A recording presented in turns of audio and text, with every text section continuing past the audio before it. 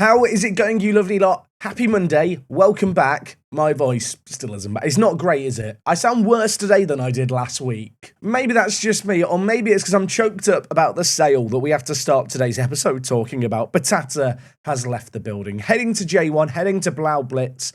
He's getting paid £2,000 a week, so he is secure in the bag. We sold him in the end for £140,000. That was a little lower than his asking price and kind of the valuation on the market, but ultimately, of all the foreign players I've got in the team, I did feel like he was the most disposable, and we've been limited to 4 foreign players as a reminder. I had 5 in the squad, so rather than risk one of the players I decided to drop getting unhappy, I decided to move on Batata. I did immediately eye up the replacements, and I say replacements plural there because I've gone out and got a right attacking mid and a striker to try and fill the kind of 2 holes in the team he was plugging. The first is Kohei Kamiyama. This guy, 24 years old, a right midfielder who doesn't really have the most impressive career when you look at the raw numbers. Now, he did get an assist for us on his debut. I do feel like this guy's a bit unfortunate. Sagan Tosu in this universe have struggled massively the last couple of years. This year, to start the year in J3, he had an amazing start, and that kind of convinced me he was worth taking a punt on. At 24 years old, though, he's a very, very good little winger. Ticks a lot of the boxes, and he can also play that little bit deeper. He will be our starting right midfielder, I think, for this year. Compared to Batata, you can see while Batata has a mental edge, and perhaps an edge in the technicals that are involved in playing as a striker, as a winger and a midfielder, I think Kamiyama is better. And the other player I've signed is, of course, to plug the gap at striker. We needed a bit more depth there. I've gone out and signed Tabba. Tabba doesn't have a face right now. My game has just stopped generating new gen faces for certain faces in this save game. No idea why, but the 17-year-old here is phenomenal. 16 finishing, 16 aggression. He's an aggressive, angry little man. And if we compare him with Batata, I feel like you can make a pretty compelling argument that the 17-year-old is a significant upgrade, or at least will be longer term. Of course, he's got plenty of time to develop. I have dropped a mighty £275,000 on him, making him the second most expensive transfer in the history of this football club, but I think we've got a good little stud here. And although I know it looks like I've just dropped £200,000 and that feels like a big, scary number, in the context of our overall balance and the fact our transfer budget sits at just under £2 million, it's actually an amount of money we can really stomach. We are still, by the way under the wage budget, so further strengthening could happen, although I think the transfer window's already closed, or it's about to close. It's about to close. It closes in today's episode. Anyway, today we are back. We've got 2 matches coming up, and I hate to say it, we are planted firmly in mid-table. We've played a lot more games than teams around us. We've lost 2 games on the bounce. We need to bounce back today, and we're taking on, in our first game at least, Hokkaido Consadole Sapporo. I hope I said that correctly. I think I nailed it. No idea. They got relegated a few years ago. They were meant to get promoted. It's not happened for them. They want to bounce back. They're struggling as well, really, in the league. They're in 8th. We're in 9th. It's a big game to start things today. Let's run the intro and get into things.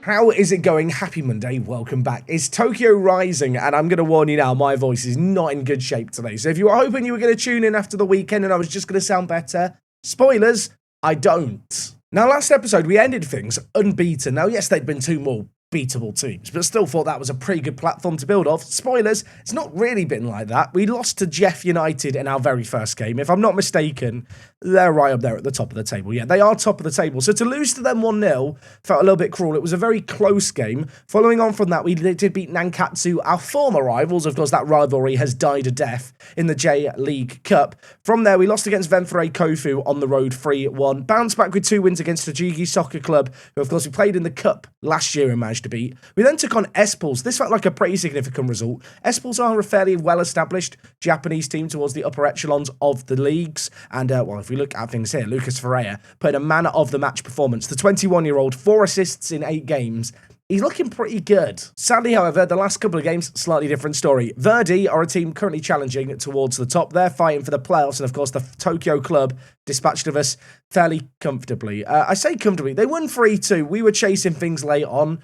We were 1-1 in this game until, well, the 70th minute, where we conceded 2 goals in 10 minutes. From there, though, despite a bit of dominance when it comes to chances, we didn't really take those chances we created. A frustrating day at the office. Perhaps not as frustrating as this game against Vegalta. We lost this one 4-3. They were 2-1 up at half-time. We fought back really well, I thought, after the break, but you can see there was a flurry of goals, and it went from 2-1 to 4-3 in the space of the first 6 minutes of the second half. From there, we really struggled to create anything. So it has been a struggle to start this season. I think some of our misery lately can be perhaps compounded by the fact we've had injuries in pretty important positions. Nakano came into the club, was instantly listed as our key player. He has missed the vast majority of the start of the year. You can see he got injured against Tajiki Soccer Club. He is not available today, this goalkeeper. So as a result, Junpei Noda's been playing in goal. He's conceded 9 goals in 3 games. Our defence probably hasn't been helped by the fact that Ataki, our left centre-back and captain, has been injured too. If we look at his injuries here, you can see pulled calf muscle, only out for 1 day at the moment, so I can't really use his injury as an excuse for why we're struggling.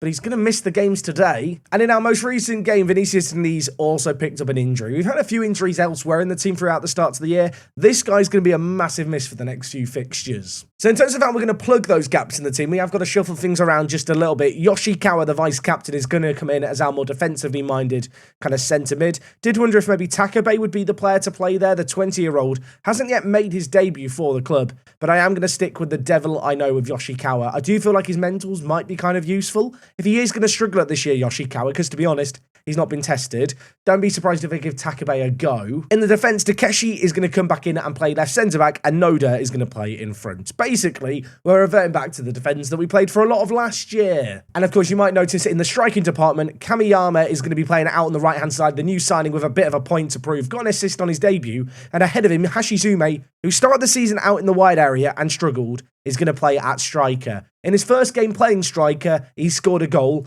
I'm going to hope that's going to be the first of many. I need this guy to fill up the goals that Batata was providing last year. Today's episode is off to a fly. I'm drinking water. I've spilled water. We're off to a fly. Right, let's get into the game. Taba, by the way, the 17-year-old striker, new signing, yet to make a debut for us. He is on the bench for this game. We may be calling on him, given the fact that we do need goals often in these games. We tend to concede a lot. The attitude this year has been score more than the opposition. Does feel like a bit of a change from previous years. Then again, when you look at Consadole Sapporo's recent form, maybe they should be here for the taking. They have not won in their last 5 games. They're in 8th, we're in 9th. Both teams started strongly and have been falling downwards.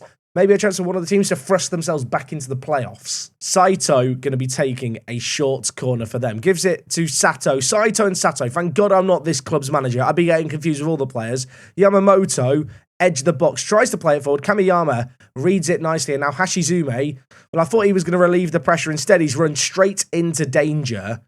As we are now on the back foot yet again. We dealt with the initial corner, the danger passed, but, well, we've got more to deal with here. As the ball's played forward to Nishimura, who plays it inside, and that is a quality ball.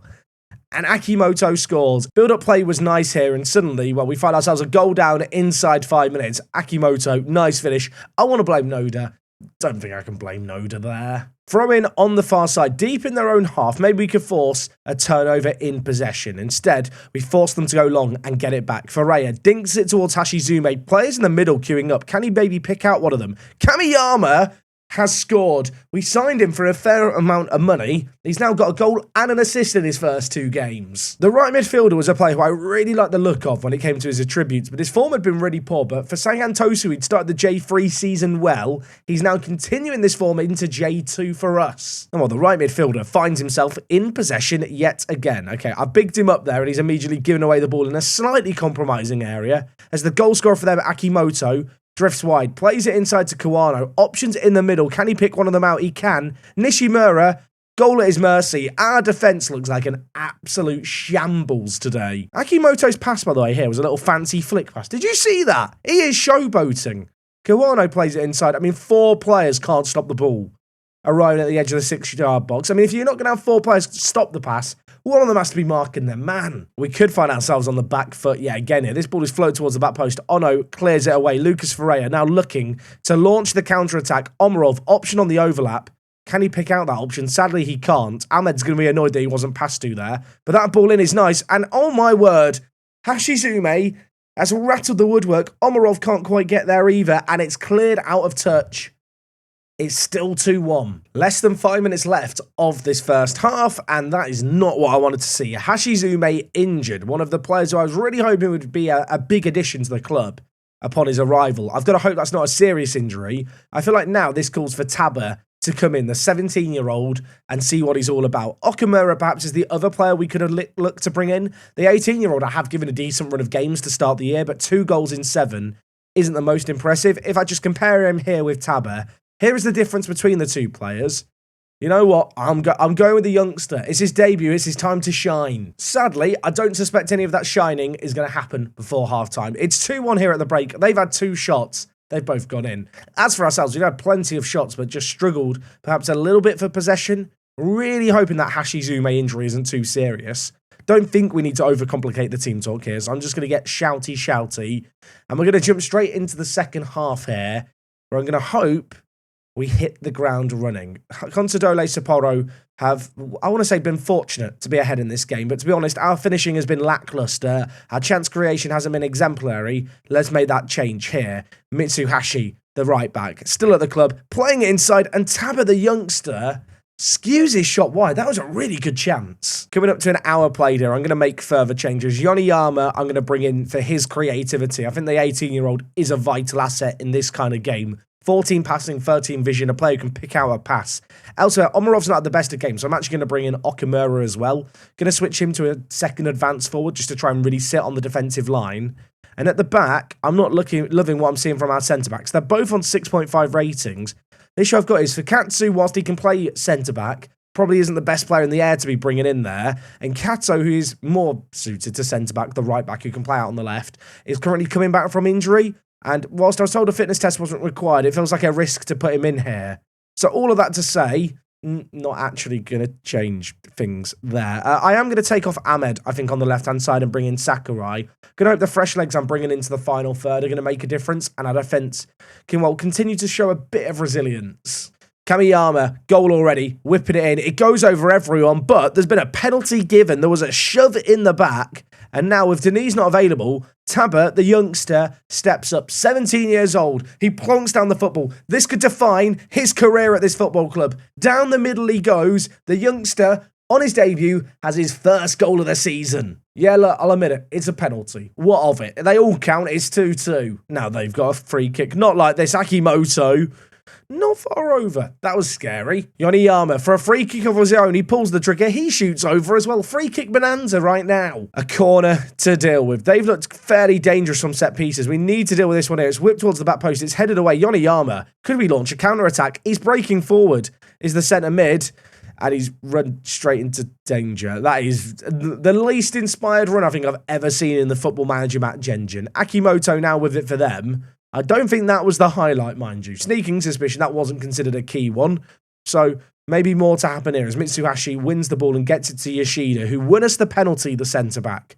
Kamiyama plays it. Taber, lovely build-up play here. Look at this passing. Look at this build-up play. Sakurai has Ono in support. The left mid could go on his lonesome. Options in the middle. It's hit the post, I think. It's squared, though, and it's skewed over Yoshikawa, the defensive midfielder. Probably the one player you didn't want that chance to fall to. There's 2 minutes left of this game. I mean, 2-2 really doesn't feel like the worst result in the world, but look at the chances. Look at how much we did.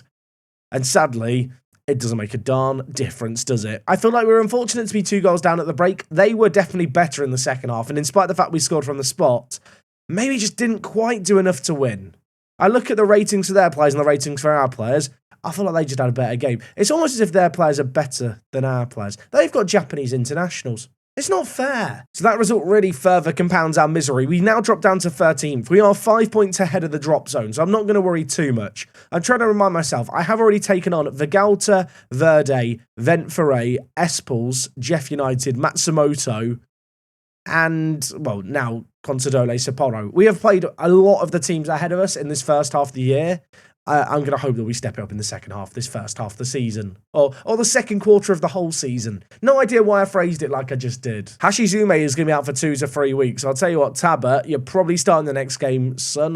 Good luck. Speaking of that next game, it's against Roasso in 16th. This is the winnable game of today's episode, if I was going to look at the games. And to be honest, when I look at the upcoming matches, we've got Renofa, who are bottom. We then got Cataleja in 9th. Grampus in 2nd. But then beyond that, the games are going to get easier. Alberex in 12th, Imabari in 14th, Zuigen in 17th, Hollyhock in 10th, Fagiano in 15th, then we have Matsumoto Yamaga to start the second half of the year. I feel like once we get over this next kind of handful of games, there's a sea of games here where I think green should appear. Anyway, folks, we have got an away day coming up next. I'm probably going to keep it fairly succinct for the sake of my voice. We're taking on Roasso, and we're heading to the Umakama Yokana Stadium. I nailed that pronunciation. Let's go see what it's all about.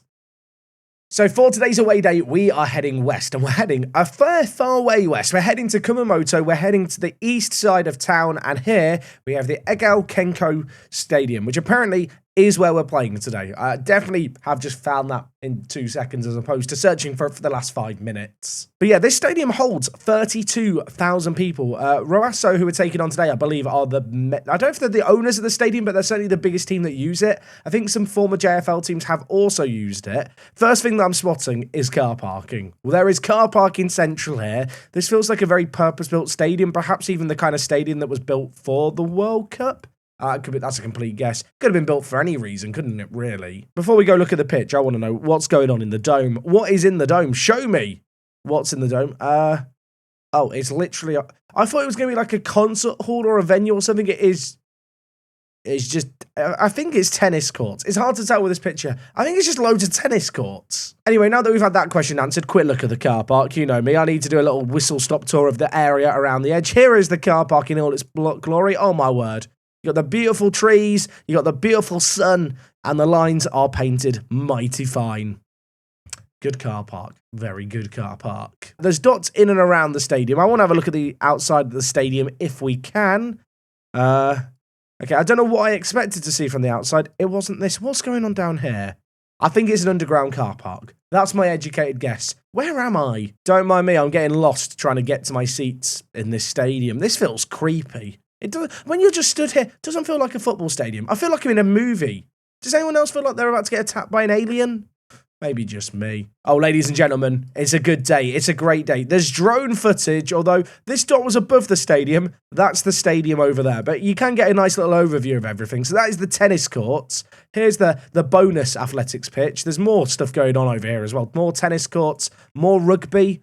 I tell you what, if you like sport, come here. This will be a great away day for you. As for the view in the stadium, here it is. And I'll tell you what, if there's one criticism I have of Japanese away days, they do not take the seat art seriously. You know, in Europe, we have beautiful pictures, names and stuff written with our stadium seats. And look, I'll admit it, I know, yeah, it's probably not purpose-built for the football club, but just do something colourful and fun with the seats. You know, Japan is a fun country, and then they go for this muted red and muted blue.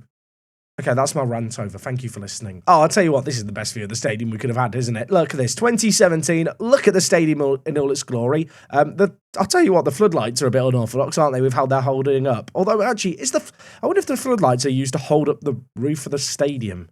I think that's actually what this is all about. This stadium is quite pretty, isn't it? I do actually quite like it, despite the fact I'm just ranting like a lunatic. I found the side of the stadium where the football happens. Here is Roasso. I don't know who they're playing in their upcoming game, but that is definitely their badge. And then we have the banners of all the different players around the edge, although Google have blurred out all the faces just to be safe. But there you go. There is some football presence at the stadium. It's literally like this tiny little bit here, mind you. Bit of a weird away day to score this one. This picture makes it seem nicer, doesn't it? Because at least there is a tiny bit of seat art where they have Kumamoto, the city, written out. But nevertheless, as the away day goes, love the outside of it. There's some fun stuff going on around the edge. The stadium in itself was fairly unique. The floodlights as well, kind of funky. But it's got a running track, and there's not a roof on all the sides, so if it rains, you are in trouble. So I can't get too crazy with a score. I'm going to give it a 7 out of 10. That's a pretty generous score, I think, but the tennis dome earned them it. The tennis dome. Is that what it's called? Definitely not. Anyway, with that all said and done, we should play some Football Manager. As I've recorded that away day, I think I've realised how bad my voice is. I feel like it's infecting my brain's ability to think. Words were hard to come by. Hopefully you enjoyed the away day. I could have passed on it again like last Friday, but I decided to stick with it. In terms of team news, Tampa's going to come in the striking area with Hashizume out injured. Takagi is then going to move on to the bench where you can see he's passed a fitness test for 45 minutes. This man here, I thought would be a way more vital part of the team for longer. He struggled for game time lately, but if we need him in an emergency, I think he's the kind of guy we can bring on to be a match winner. But yeah, besides the change of Hashizume, it is the exact same team that played the last game. We've now not won in our last 3 games, and I am concerned this could just be one of those seasons where we're just stuck in mid-table, which isn't necessarily a bad thing for the context of our team, but it's very rare that I have this kind of season in a YouTube save game. I feel like often you can find yourself